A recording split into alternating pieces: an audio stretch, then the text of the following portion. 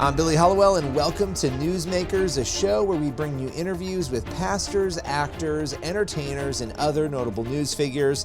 On today's show, we're going to be getting into some fascinating topics, but before we do, if you are not subscribing to Newsmakers, make sure you head on over to wherever you listen to podcasts and subscribe right now. Give us a rating. We love 5-star reviews. This is a show where you're going to dive deep into important issues with amazing people. With no further ado, here is today's show.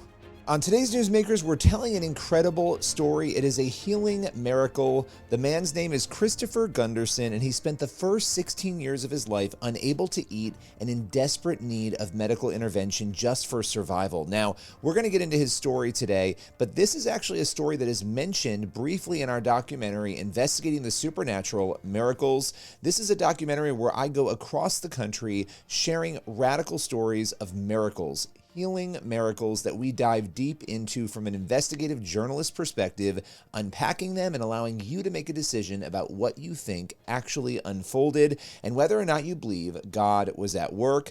Christopher Gunderson's story is absolutely incredible. With no further ado, let's hear him tell it.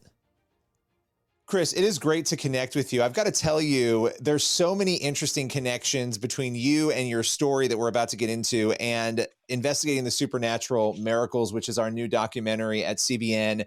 In fact, your story is briefly told as a case study in the documentary, and I hadn't even connected the dots until after, and I won't even get into all the connections. We were just talking about them off camera. But really, really, really cool to get a chance to talk with you about this story that people will hear about in the film. Let's kind of go back. You as a baby were diagnosed with a very serious digestive issue. Let's just start there. Tell us a little bit about that and how it impacted your life.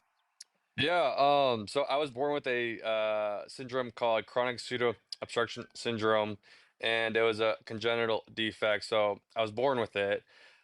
Basically, where my stomach was completely paralyzed. They call it complete gastroparesis, and it wouldn't pump anything from my stomach to my small intestine. So everything I ate for when I was a child, um, for for actually for when I was an infant would just projectile vomit and just vomit everything up.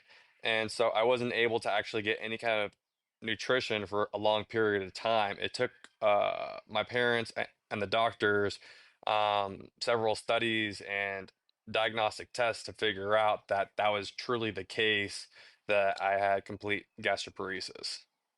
So this starts when you're born with it. So it starts when you're a baby, and obviously, babies are not eating solid food right away, but this issue did not go away for you. So you were not able to eat solid food at all, correct? I mean, at all until you were a teenager, which we'll get into. No, yeah. I was really only able to eat food just to have for the taste and the socialization, but I wasn't able to digest it. So I'd either spit it out and just have it for taste, or I would have it be drained out through another tube into my stomach.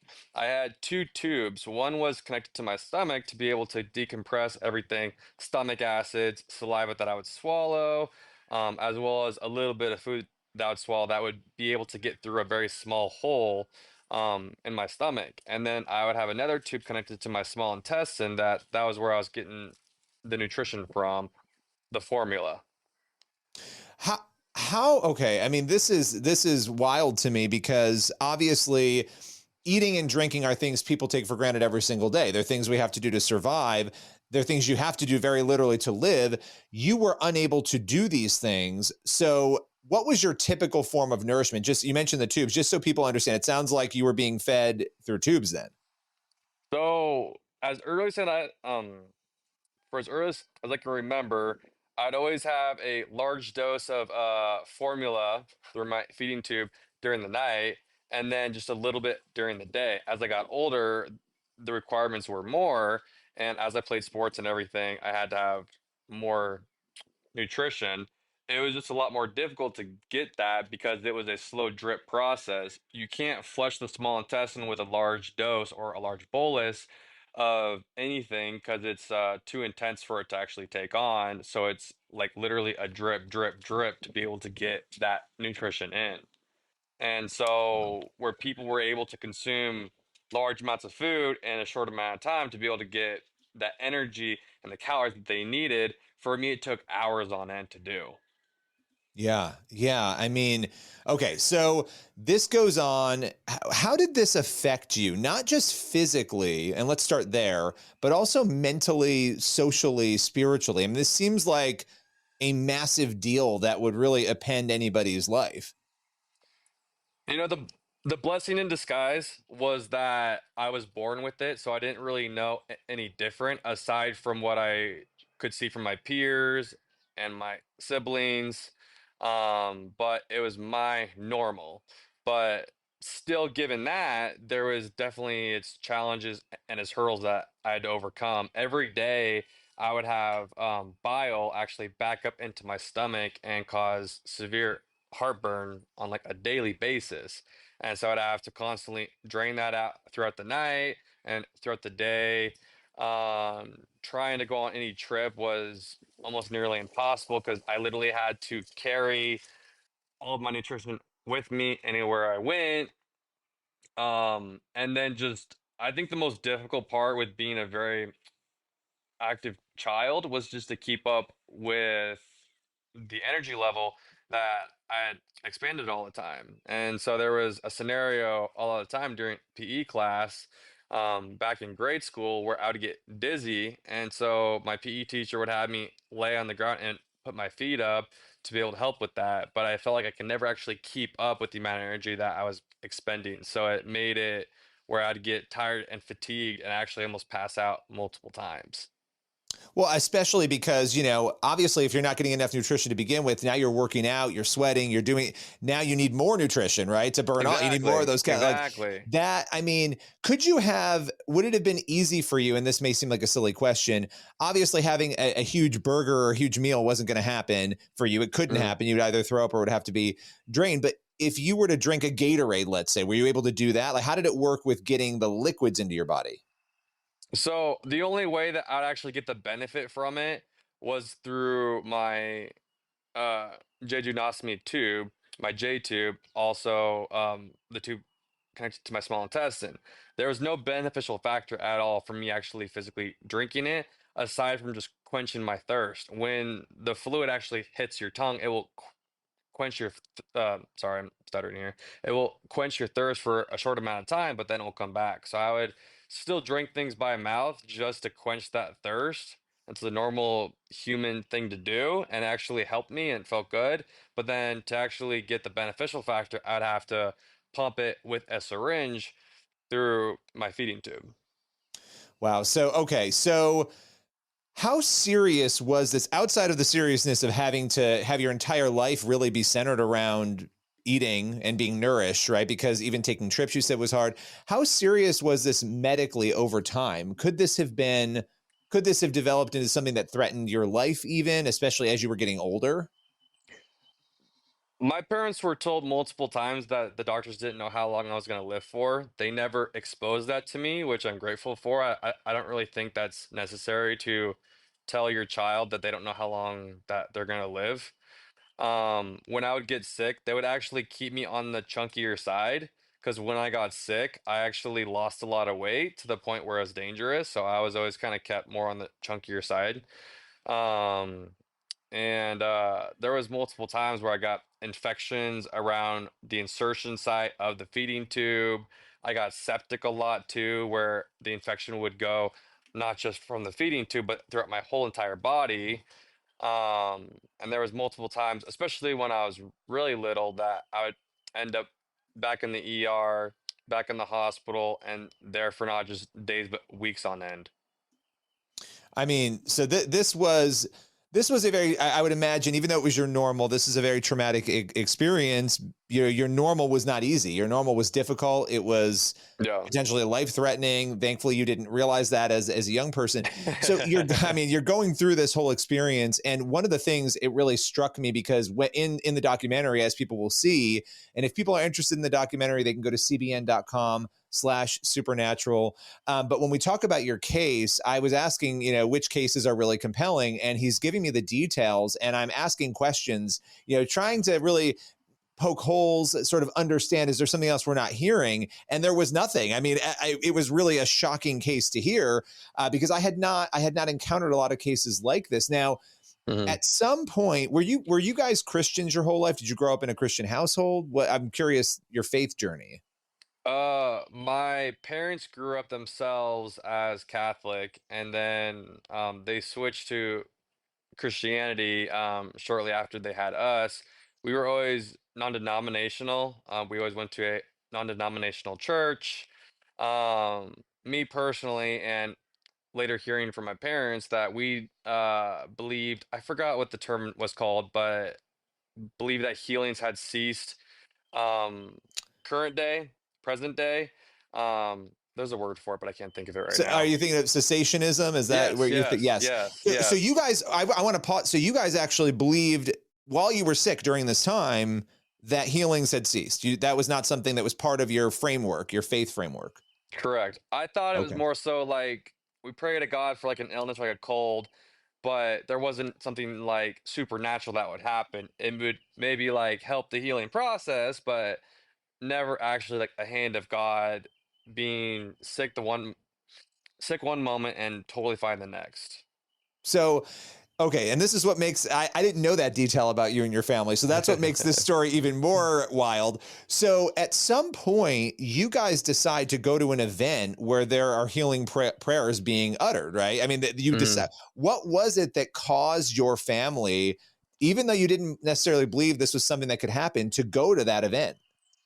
So Bruce Venata, this was back in November of 2011, and Bruce Venata was at this benefit dinner for children in Honduras, and he was telling his testimony. My parents had attended, and my mom was hearing his testimony, and during the whole time that Bruce was talking, my mom was hearing God tell her to go talk to him. He was saying a lot of familiar medical terminology that most people wouldn't really know because of what Bruce had gone through and what I've gone through. And so when he was done telling his testimony, she kept on kind of pushing it off, like people are going to be talking to him and everything, and he's going to be too busy to want to hear from me. And God had made it where there was no one talking to him at the time, so she went up and talked to him and told him about me. I was actually currently home at the time. I wasn't there, but she had asked if he could pray for me, and he's like, "Where's he at?" Said that he was at home, didn't want to come here because he's a 16-year-old, not wanting to come to a benefit dinner. So he said that he was going to be talking at this church for the next day on Sunday, and why don't you bring your whole family there? And so she had come home with my dad and told me about it. And it wasn't really like I was in denial that it could happen, but there was some thing that kind of got to me when she was telling me about his story, his testimony, and I'm like, you know what? Sure, why not? I was actually really excited to like meet Bruce, hear his testimony, and like the more I like thought about it later on, the more I like came to realize that I was gonna get healed. And so Wow. we can kind of get on to the next day for if you want me to, or if you have Yeah, any other no, I questions mean, about that. I do. I have a lot of questions. I mean, so you and I don't want to keep you too long, but I mean, there's just so much to this story. So you start to feel like you're going to get healed, and it's really, I mean, it's a big jump from I don't really know if I believe this could happen to, you know what, God's prompting us to not only be at this event and talk to this guy, but maybe I'm going to get healed. When you were feeling that, was that a spiritual feeling? Like you felt like God was delivering that message to you that the healing was going to come? He had given me a little nudge that night, but especially when we were there at that church the next day, um, I had this pulsating sensation in my abdomen that I hadn't had before. And I was like, what's going on? And God said he's preparing me. And I haven't really ever heard from God too much before in my spirit. I didn't know how to really listen to his voice, listen to the Holy Spirit's voice. And so I was kind of having like this dialect with God. And he said that I'm preparing you and I'm working on you. And I told him back then I had a very severe stutter. Like I couldn't talk or anything. I had a terrible stammer. I had tics and everything that I was just trying to like force words out, just wouldn't flow or anything. So I told God for when I was 16, during that time that I was having that pulsating sensation, that I said, if you heal me, I will not be quiet about it. I'll tell anyone and everyone about this testimony, about this miracle that you did for me. And so now we're here. Now we're here. But I mean, yeah, okay. So now, Bruce, did you ask Bruce? Because I've met Bruce, I was just with him, and yeah, he loves to hand out prayer. I mean, he loves to give prayer. Did you ask him, Bruce? Will you pray over me? Did he offer? Did you go to like? Just take us through how this happened, and just take us through the yeah. prayer and what unfolded, because it's pretty amazing. Yeah. So like I was saying, I was having that pulsating sensation during this whole testimony. I was talking to God, and then we as a family had gone up to Bruce, and we were kind of like comparing battle scars and everything because I have a huge cut down my abdomen, and so does he and everything. So just to kind of like say hello and whatnot. And then he put his hands on my shoulders, and my whole family stood in a circle around me, and he started to pray for me. And I started to feel that pulsating sensation that I was talking about before, but to like the 10th degree. It was just like very it feels like when you flex your abdomen, but just like over and over and over again. And then about halfway through the prayer, I actually felt this lightning bolt electric shock go from my right shoulder down through my chest and down through my abdomen. And I felt like God jump started my stomach back up with a shock. And it actually kind of bent me over, like it kind of doubled me over there. And Bruce had said, like, "Hey, are you okay?" I'm like, "Yeah, that was pretty painful." And he said, "We need to continue." I'm like, "All right." And then I still felt that pulsating sensation while I was praying for me. And then we were done with prayer, and I was like, "Well, that was interesting." We walked out of the church, and we were like, my dad was like, "Well, how do you feel?" I'm like, "I don't know. I don't really feel much different." Um, so we didn't really know what to think about it. And so I actually had a basketball game that night. And then after the basketball game, we went out for dinner. And I actually, what I would normally do if I was out with family and everything, just to socialize, would just be like to chew on the food and spit it kind of discreetly into a cup. No one really even noticed. But I ended up swallowing the whole meal. Didn't have any abdominal pain like I normally would, and then it processed through the very next day. So, okay, all right. Now, this I just want to clarify. This was the first full meal that you had ever eaten at this point. Correct. My small intestine had never had to take anything on aside from just formula. Nothing So you else. and what and tell us again what the meal was, just so people understand what it was that you ate and It processed. was so I really like Chinese food, so I had some Chinese food for my first meal. Probably not the best thing to try to test out, but I mean it was pretty tasty. So, were but I I mean, were had you no panicked abdominal while you pain or were anything. were you a little scared while you were eating this food? I mean, like as you're doing it, because you've never really I done this wasn't. before. I wasn't scared. I was more like filled with excitement and joy, and it felt like it was very surreal. Like it was very like this isn't really happening right now. And I actually had that for about 2 weeks there, Billy. Um, where I would actually still be on the tube feeds because I didn't really trust I was healed. I didn't want to actually put my full faith in the fact that like God actually healed me. So I was eating by mouth, swallowing, digesting the food completely while still using the tube feeds. And I knew where all the buttons were for my pump and everything to turn it on and off, even like with my eyes closed. So there was times where I would actually wake up in the middle of the night not knowing it, I was like sleepwalking or whatever, and I would turn it off. And so 2 weeks had gone by, and I woke up and I realized that I had a whole bag of formula that was not inside of me. And I actually felt hunger for the first time. So part of my condition was I never felt hunger before. I only felt thirst. So I didn't know what hunger Wow. felt like. And so I went downstairs and talked to my mom, and I was like, I had this like empty feeling in my stomach. Like it just feels weird. It feels empty. And she's like, yeah, Chris, that's hunger. I'm like, That's oh, hunger. Yeah. this is Welcome to terrible. hunger. Well, yeah, this is not a fun feeling. This is not fun. Wow. So I really think like either God turned it off or I turned it off, but he was like, are you gonna trust me? You know? And I was like, that was the moment that I stopped with the tube feeds. I was holding that on as some kind of clutch or whatever to be like, I don't want to fully believe it because if I do, it doesn't turn out to be the case, then I'm going to be let down even more so than I was before. That's And terrifying. I so, mean, that's a oh terrifying yeah, prospect. But yeah. then that trust in God. Okay, so the biggest question I have now, you've had this healing. And here's the thing, for people who are skeptical of this, the fact that your stomach is moving, that this is all going on while you're being prayed over, even when you're listening to his testimony before that. And for those who don't know, Bruce's testimony is a whole other story. I mean, he should be dead. He was trapped under a massive truck. I won't even go into all the details. So, and he has been very involved in prayer and ministry for others, and obviously including yourself. But I want to come back to something.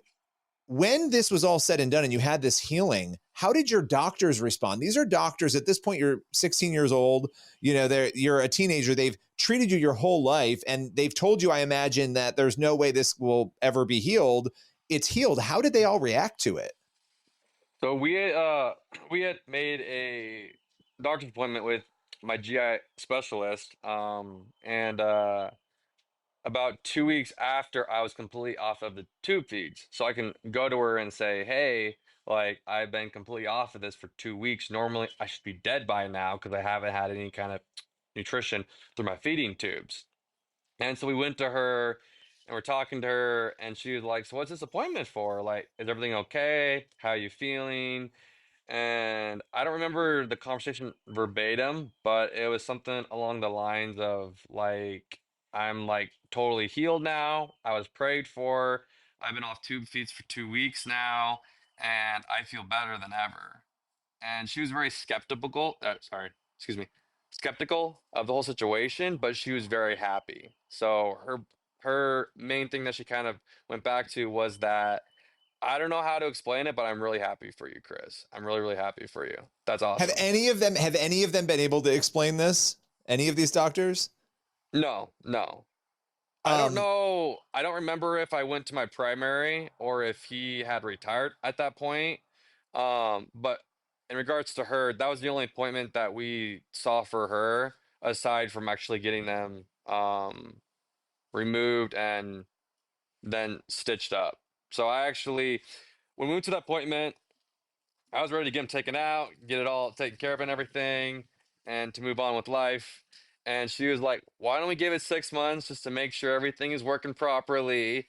And me be my 16-year-old self and not being very patient. Like, are you kidding me? I gotta wait I want this out six now. months for this? Let's get this going. So I was prayed for in November. We waited till April of 2012, and I actually took him out while in the office because I knew how to like change them and everything. You need to change them out every so often. So I took them out. We waited a good, I think it was either until June or July to see if the holes would actually close on their own. But but it's similar to like an earring hole where if it's open for so long, it doesn't close. So they closed about halfway. And so I actually had to have my last surgery done to be able to like cut it back open and then stitch it back up to have it like seal properly. Wow. Okay. Now, the big question, it's been a decade at least now. I mean, over a decade. Have you had any other issues since then, or have you been normally eating without any problems? I have so at the start, I lost a lot of weight. I lost like 20 pounds because I realized being a 16-year-old boy, you have to eat constantly. At least for at least for my metabolism and for how active I was. I was working out, I was playing a lot of basketball, I was snowboarding, so I was using up a lot of energy. So I realized that I need to eat constantly to be able to keep that weight up. But since then, I'm stronger than I ever have been before, which that could never even be a thing. My complexion is actually a lot healthier than what it was. I was actually a lot more pale beforehand. Um, my mental clarity is actually a lot sharper than what it was prior. Um, and definitely finding a lot more enjoyment and just being able to eat and socialize and honestly, like not feeling like an outcast, because I always felt like an outcast, especially when it came to socialization with food, because I didn't really know how to hold myself. I didn't know if like should I taste food and spit it out. I was always embarrassed if someone saw my spit cup that I had, and so I didn't know what I was missing out on until I was healed, and now I would never want to go back. Okay, final question for you, because the story is incredible. What how did this, not what, but how did this change your view of God, and where are you now today with him because of it? Before my tubes, I saw God as this higher being that's just kind of up there and not really having a deep, meaningful relationship with us. And now I actually have this inner dialect with him on, I would say, not a daily basis, because I'm not a perfect person. I'm not always in prayer on a daily basis. I try to, but I would at least say on a weekly basis, like I'm always reaching out to him, and I feel like it's this two-way conversation, and like it's made me a better person. I'm not perfect. I actually fell into some sin shortly afterwards, doing stupid stuff, and so um if you sin or whatever, your healing's not going to be taken away. I actually was told by one of my teachers that my healing was going to be taken away because I had sinned or I should be careful or something like that. I'm like, you know what? When God does something, he does it. And it's for you to be a blessing to others for and to have that testimony for as well. But it made me also realize that like it's okay to fall short because we all fall short of the glory of God, and just to keep trying because it's a continuous relationship and a continuous walk with him. Well, I appreciate you joining us, taking us through all this. It's an incredible testimony. People can see us to actually talk about it and break it down in the documentary. And I'm just grateful that you came on and spoke with us. Would love to have you back again and appreciate your time Yeah, today. definitely. Thank you much, Billy. I got out of my patrol car and I slipped. I went from having a promising career as a neuroscientist to having a medical death sentence. I said there was nothing else that we could do. There was no heartbeat. Time of death, 8:05. Are miracles real? Do they happen today? Let's investigate. A lot of skeptics will say, well, miracles are impossible. Why? Because they violate the laws of nature. You can't violate the laws of nature. People would pray for me, and sometimes it felt like this power that just zapped me. When I woke up, she says, "Can you do anything that you didn't do before?" I looked at my hand that was clutched. I said, "Hand, move." He's dead. It's over. I said, shock him one more time. Well, maybe it happens, maybe it doesn't. Let's look at the evidence.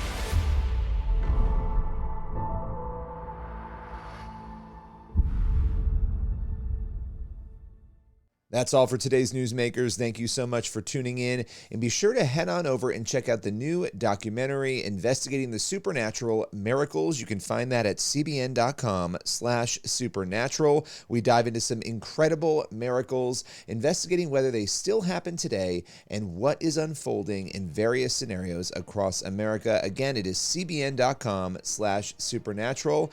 And tune in for the next episode of Newsmakers. We'll see you later.